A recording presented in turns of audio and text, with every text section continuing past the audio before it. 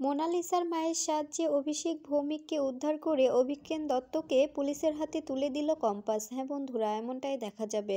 বিস্তারিত জানতে ভিডিওটি না টেনে সম্পূর্ণ দেখতে থাকুন। গল্পের শুরুতেই দেখা যাবে অখিলেশ ঋতুজাকে অপমান করলে তখন মুক্তি অনেক মজা পায়। মুক্তি মনে মনে বলতে থাকে, অখিলেশ দা, আমি তো এটাই চেয়েছিলাম।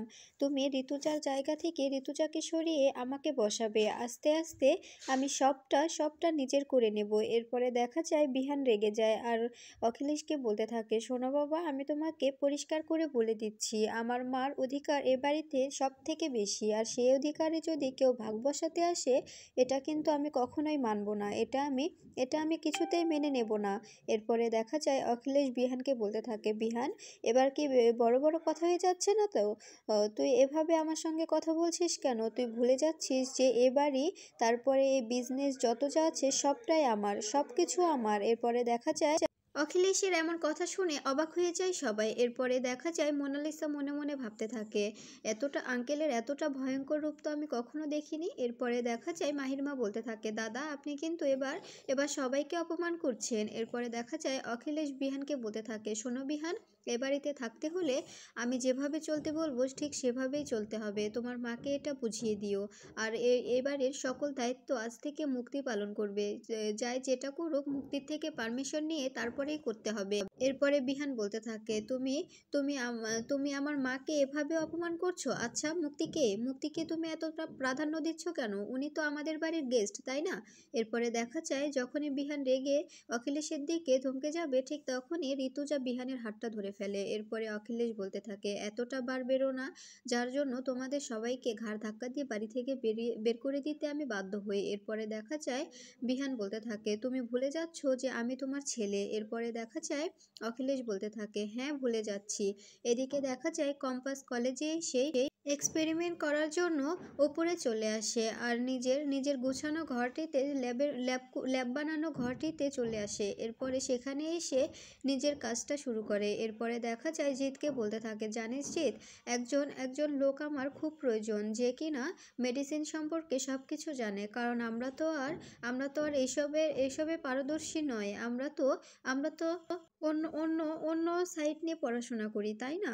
আর এটার জন্য আমরা তো এতটাও প্রস্তুত নয়। আমাদের এর জন্য কারো না কোনো হেল্পের প্রয়োজন। এরপরে দেখা যায় জিৎ বলতে থাকে, তুই এই কাজটার জন্য ঋতুজা ম্যামকে তো বলতেই পারিস। ঋতুজা ম্যাম যাকে সাজেস্ট করবে তুই তাকেই নিয়ে নিতি।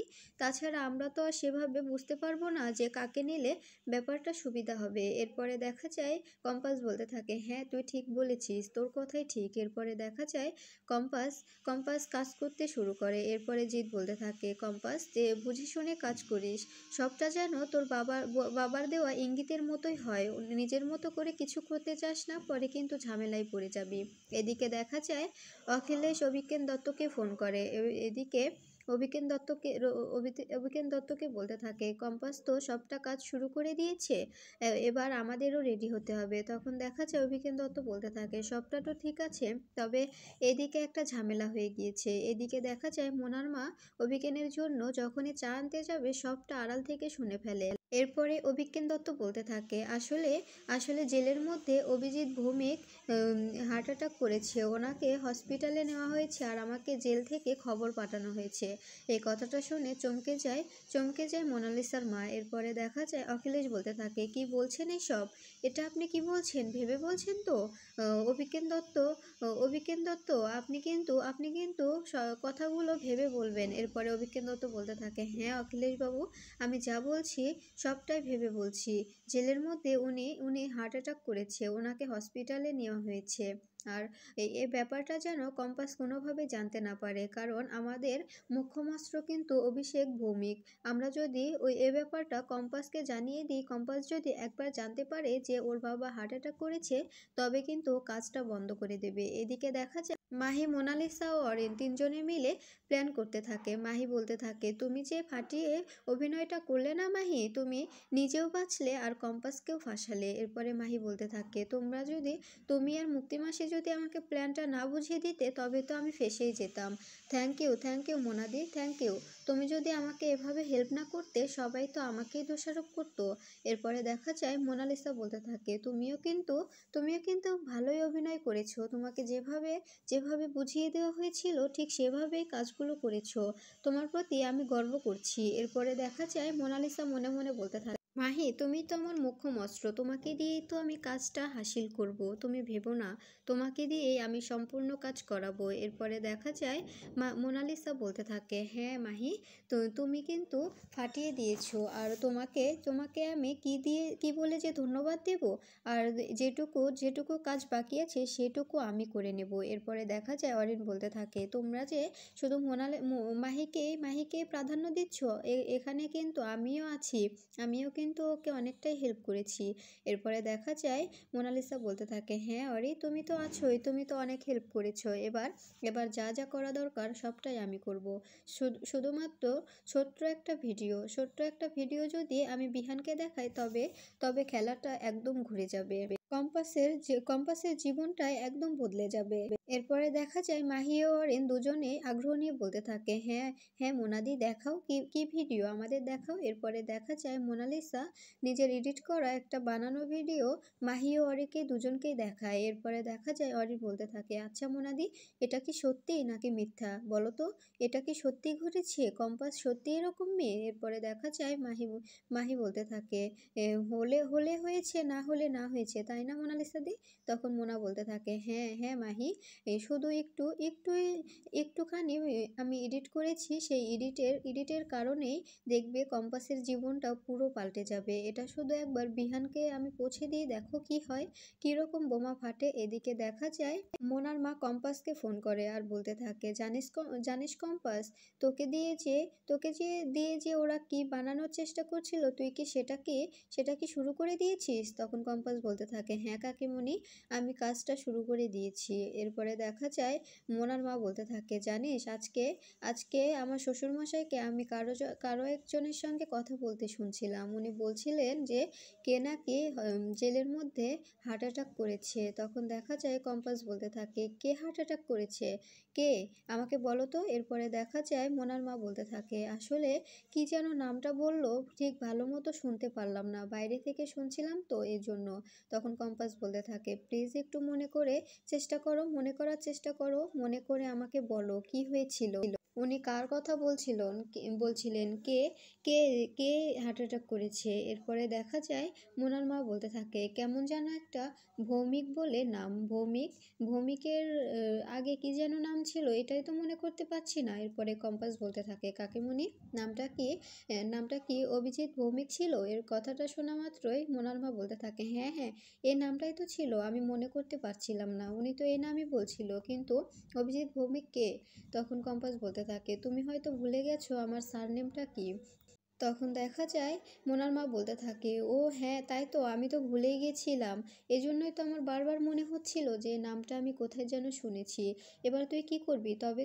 তবে তো আমার বিশ্বাস যে অভিকেন দত্ত ও অখিলেশ দুজনেই জানে যে তোর বাবা কোথায় আছে, তুই ওদেরকে ধরছিস না কেন? এরপরে দেখা যায় কম্পাস বলতে থাকে, এই জন্যই তো আমাকে দিয়ে ওরা এরকম কাজ করাচ্ছে, আমাকে দিয়ে এই কাজটা করিয়ে নিচ্ছে, শুধুমাত্র আমার বাবার কথা বলে আমাকে ব্ল্যাকমেইল করে ওরা আমাকে দিয়ে এই কাজটা করাচ্ছে। কিন্তু তুমি কি শুনতে পেয়েছো যে ওরা কোন হসপিটালের কথা বলেছে, কোন হসপিটালে নেওয়া হয়েছে আমার বাবাকে? তখন দেখা যায় মোনার মা বলতে থাকে, হ্যাঁ হ্যাঁ আমি শুনেছি তো। এরপরে দেখা যায় হসপিটালের নামটা বললে তখন কম্পাস বলতে থাকে, কাকিমণি তুমি ওই দিকটা সামলাও, আমি এক্ষুনি হসপিটালে গিয়ে খোঁজ নিচ্ছি। এরপরে ফোনটা কেটে দিলে জিত এসে বলতে থাকে, আমি ঠিকভাবে বুঝতে পারলাম না, কি কথা বললি তুই, কে হার্ট অ্যাটাক করেছে, কার কথা বললি? এরপরে দেখা যায় কম্পাস বলতে থাকে, তোকে একটা হসপিটালের নাম বলছি, তুই কি হসপিটালটা চিনিস? তখন জিৎ বলতে থাকে, হ্যাঁ আমি তো চিনি। এরপরে দেখা যায় কম্পাস বলতে থাকে, আমাকে প্লিজ সেই হসপিটালটাতে পৌঁছে দে, আমাকে সেই হসপিটালটাতে দিয়ে আয়। এদিকে দেখা যায় বিহান কলেজে বেরোনোর জন্য রেডি হচ্ছে, ঠিক তখনই বিহানের ফোনে একটা SMS আসে। এরপরে দেখা যায় বিহান ফোনটা হাতে নিয়ে বলতে থাকে, সময়ে কে কে এসএমএস পাঠালো, কি ভিডিও পাঠালো। এরপরে দেখা যায় বিহান যখনই ভিডিওটা চালু করে তখনই বিহানের চোখ ছানাবনা হয়ে যায়। এরপরে বিহান বলতে থাকে, ছি কম্পাস, তুমি এতটা নীচ, তুমি আমাকে এভাবে ঠকালে। আমি তোমাকে কতটা ভালো মেয়ে ভেবেছিলাম, আমি ভেবেছিলাম যে তুমি কতটা ভালো, কিন্তু তুমি যে এরকম মুখোশের আড়ালে এরকমভাবে লুকিয়ে আছো এটা আমি কখনোই ভাবতে পারিনি। আমি তোমাকে বিয়ে করার পরে মোনার সঙ্গে সেরকমভাবে কোনো সম্পর্কে জড়াইনি, মোনাকে আমি কখনোই প্রাধান্য দিইনি, শুধু তোমাকে জেলাস ফিল করানোর জন্য একটু একটু মোনার সঙ্গে মিশতাম, কিন্তু সেভাবে তো আমি মোনার কাছে যাইনি। আর তুমি কি করলে, তুমি এভাবে অন্য একটা ছেলের সঙ্গে এভাবে এভাবে ফষ্টি নষ্টি করছো। তুমি যে আমাকে এভাবে ঠকাবে আমি কখনোই ভাবতে পারিনি। তুমি সতী সাবিত্রী সেজে এভাবে বাড়ির সবার সামনে সতী সাবিত্রী সেজে থাকো আর আড়ালে এসব করে বেড়াও। এই শাস্তি তোমাকে পেতেই হবে, এই শাস্তি আমি নিজের হাতে দেব তোমাকে, আমি এই শাস্তি দেবই। এরপরে দেখা যায় ঋতুজা ঘরে এসে বলতে থাকে, বিহান আমি তোকে একটা কথা বলার জন্য এসেছিলাম, তোকে একটা কথা বলা খুব প্রয়োজন। এরপরে দেখা যায় বিহান কোনো কথা বলে না। এরপরে ঋতুজা একা একাই বলতে থাকে, তোর বাবা চাইছে যে আমাদের কলেজের ব্যাপারে যেন কোনো কিছুতেই আমি না থাকি, আর এটা কখনোই হতে দেওয়া যায় না, কারণ যদি এটা তোর বাবার হাতে পুরোপুরি চলে যায় তবে কিন্তু সবটা ধ্বংস হয়ে যাবে। আর আমাকে বের করা মানে তো তোকেও বের করা, তোকেও যদি ওরা সরিয়ে দেয় তবে কিন্তু পুরোটা ধ্বংস হয়ে যাবে। তোর দাদুর সব স্বপ্ন এভাবে অখিলেশ নষ্ট করে দেবে, তুই কি এটা চাস, তুই এটা হতে দিবি? এরপরে দেখা যায় এরপরে বিহান কোনো কথা বলে না। এরপরে দেখা যায় ঋতুজা বলতে থাকে, তুইও কি কম্পাসকে ভুল বুঝছিস? তুই তো দেখলি যে কম্পাস সবার সামনে বলল, বিশ্বাস কর কম্পাস মিথ্যে বলার মেয়েই নয়, এটা সবটা যে মাহি প্ল্যান করে কম্পাসকে ফাঁসানোর জন্য করছে এটা তুই ভালো করেই জানিস, এটা কিন্তু আমার থেকে ভালো তুই জানিস। এরপরে দেখা যায় বিহান হাসে। এরপরে ঋতুজা বলতে থাকে, তুইও তাচ্ছিল্যের হাসি হাসলি, তোদেরকে আমি কিচ্ছু বোঝাতে পারি না, তোদের আমি কিচ্ছু বুঝতে পারি না। এরপরে দেখা যায় ঋতুজা বলতে থাকে, তুই তুই কম্পাসকে কিন্তু ভুল বুঝছিস, কম্পাসকে তুই ভুল বুঝতে পারিস না। এ বলে চলে যেতে যাবে ঠিক তখনই বিহান ভিডিওটা দেখিয়ে বলে, তবে এটা কি, তোমার বৌমা যদি এতটাই ভালো হয় তবে এটা কি বলো মা, এটা কি, এটা কি করে হলো? আর তোমার বৌমাকে তুমি এতটা ভালোবাসো, আজকে তুমি এই ভিডিওটা দেখলে তোমার বৌমার প্রতি সম্পূর্ণ ধারণায় পাল্টে যাবে। এরপরে ঋতুজা ভিডিওটা দেখে চমকে যায়। এরপরে বলতে থাকে, তোমাকে এই ভিডিওটা কে পাঠিয়েছে? তখন বিহান বলতে থাকে, এটা দেখার পরেও কে পাঠিয়েছে এটা জানার আগ্রহ হচ্ছে তোমার? হ্যাঁ, তোমার বৌমা কি করে বেড়াচ্ছে এটা তুমি বুঝতে পারছো না? তুমি তোমার বৌমার সঙ্গে আমাকে এভাবে এরপরেও এতটা লয়াল থাকতে বলতে পারো? এদিকে দেখা যায় কম্পাস হসপিটালে পৌঁছে যায় আর সেখানে এসে অভিজ্ঞান দত্তর আগে রিসিপশনে কথা বলতে থাকে। ঠিক তখনই অভিজ্ঞান দত্ত এসে কম্পাসকে দেখে ভয় পেয়ে যায় আর বলতে থাকে, আমি যা ভেবেছিলাম ঠিক তেমনই হয়েছে। কম্পাস জেনে